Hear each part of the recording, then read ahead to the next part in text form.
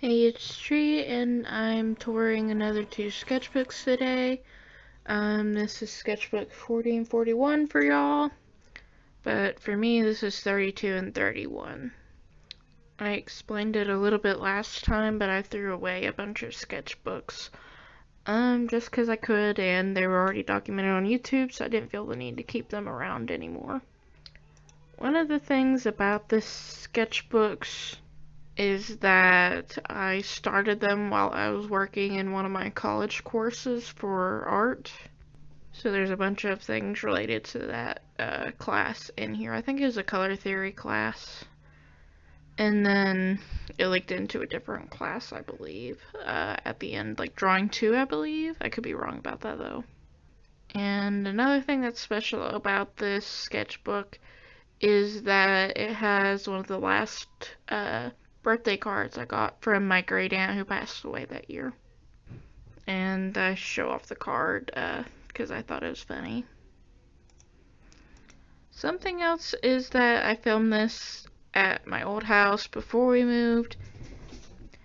And then the second one is at the floor of my new house, which is just a city away from my old house, basically. I pretty much moved into my childhood home again.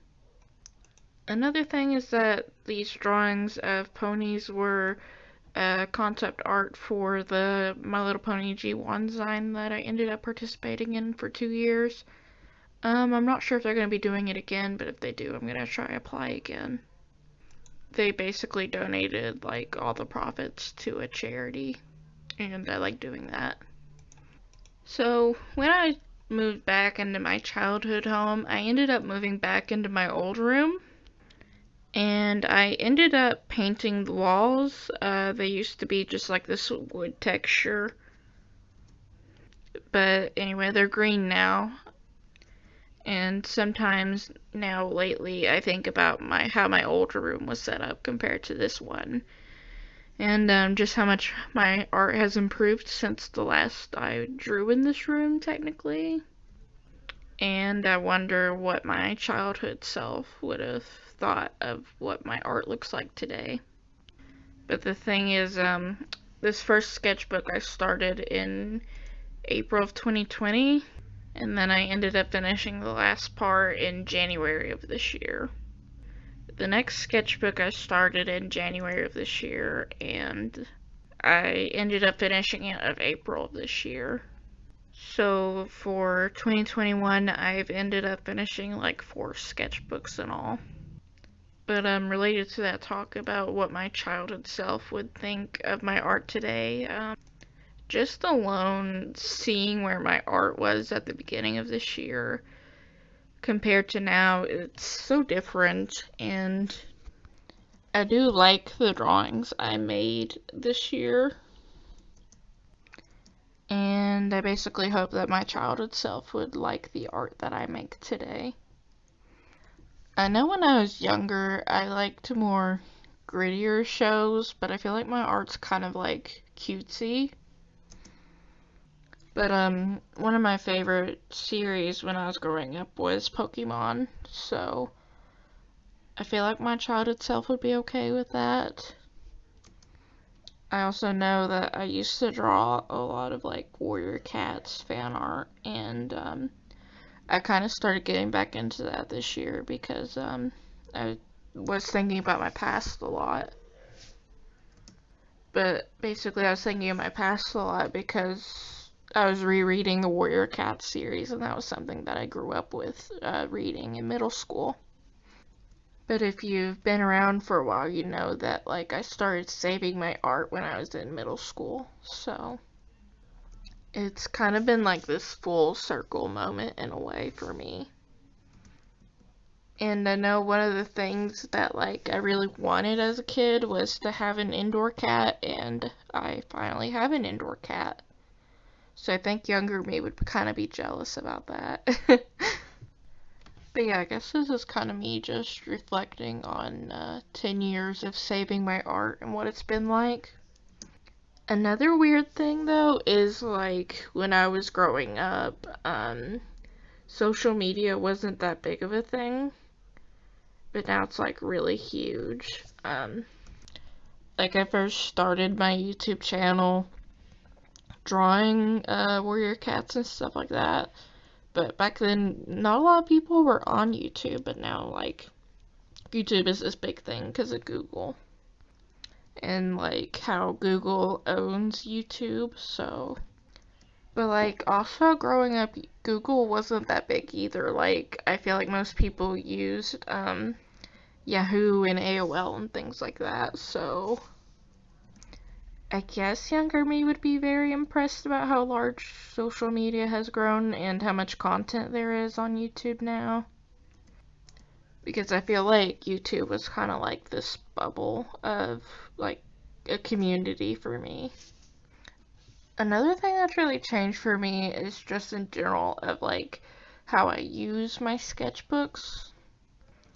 Because I know in the past I used to focus on making like full-scale illustrations in my sketchbooks, but also at one point like all the art I made was stuff I made in sketchbooks on paper, like lined college ruled paper and stuff like that, and then like I'd occasionally use MS Paint for my digital art program. And now my sketchbooks are something I struggle with finishing, and now I make a lot of digital art. But, also I use my sketchbooks as, like, concept art folders. I'll do some concept art of what I want a character to look like, and then I'll make something digital out of that instead.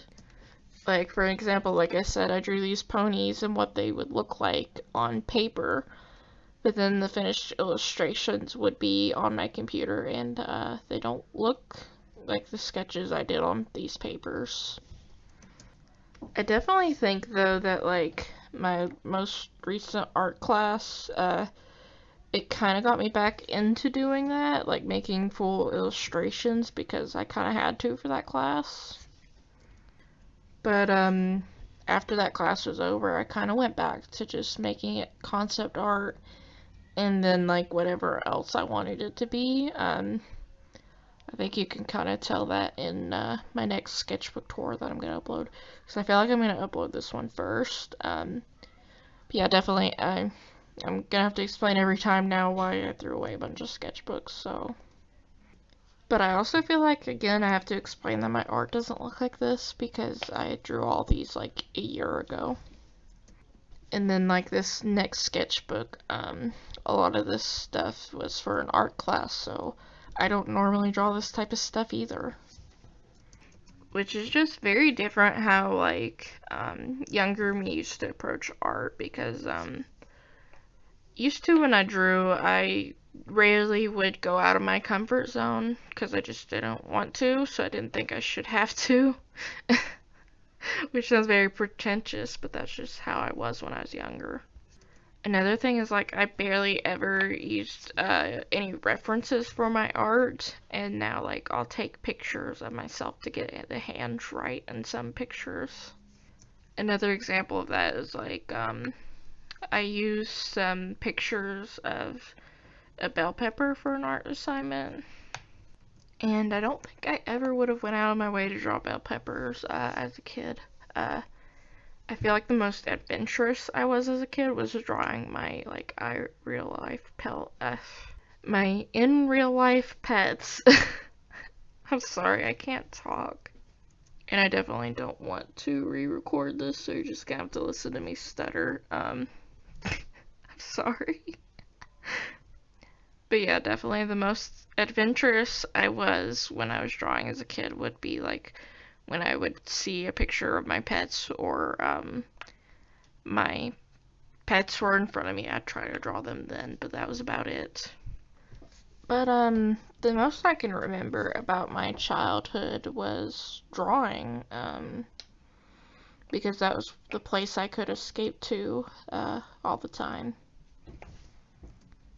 And drawing like made me feel happy, and occasionally it'd make my friends happy too, and I like that feeling.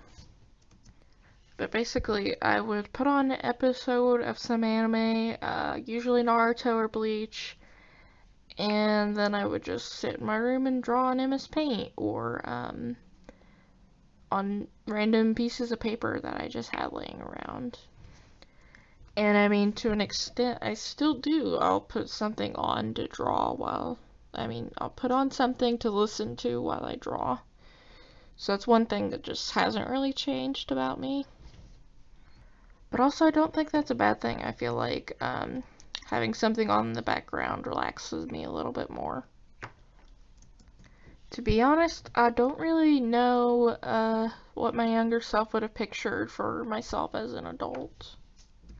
I remember thinking as a child, like, at this age, I will be doing this, but that was, like, the extent to it. I didn't sit there and think, one day I'm gonna be doing this.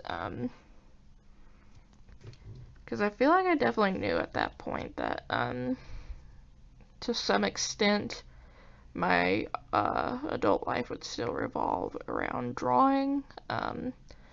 I know at one point I definitely considered myself an animator just because I did all those Warrior Cats animations on YouTube. But when I entered high school, I kind of stopped picturing myself as an animator, even though I used to animate all the time. And I mean, I guess to an extent you could still consider me an animator, but I don't want to do that as a job.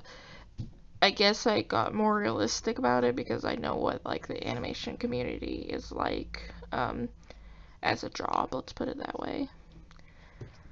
But, this is technically the final drawing I drew in the sketchbook was that Harper in the striped shirt. Because in this last sketchbook, I kind of skipped around a lot. I didn't draw on what the next page would be, basically. But anyway, I hope you enjoy listening to me ramble about everything, and I will see you next time.